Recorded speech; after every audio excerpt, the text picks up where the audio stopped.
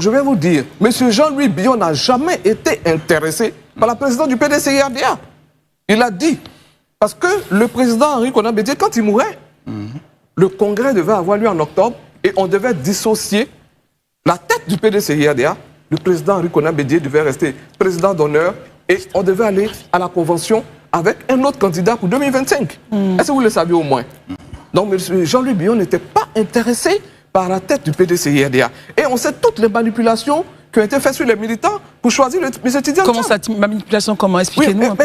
Mais Christelle, je te rappelle, excuse-moi, si je te tutoie. Alors, quand j'ai gagné le procès, on a annulé tous les actes. Même la convention a été annulée. Tous les actes de M. Tidjane jusqu'au 9e congrès. Il a fait la convention avant. Donc, il n'est même pas un candidat réglementaire.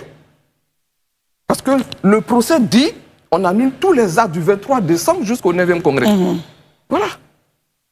Voilà. Il y a eu de la manipulation.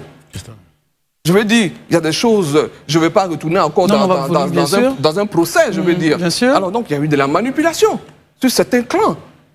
Dans le PDCIRDA, et ça, tout le monde le sait. Mais au-delà de cela, il a été quand même élu à 99,. Mais c'est ce que je vous dis, il y a eu des manipulations. Vous voulez dire que les militants...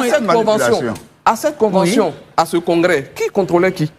Tout s'est passé à la maison du parti. Comment cela? Qui contrôlait qui? Oui, mais attends, il n'y avait même pas un bureau du congrès. Il n'y avait rien du tout. Il n'y avait pas un président du congrès. On dit, bon, on demande aux militants, celui qui rentre, qui a une carte du PDCI, qu'il aille voter. Qui pouvait savoir si effectivement les 8 000 délégués, les 12 000 délégués étaient présents? Non, c'est de la manipulation. Mais franchement, j'aurais souhaité qu'on passe à autre chose. Moi, je suis venu parler de mon candidat.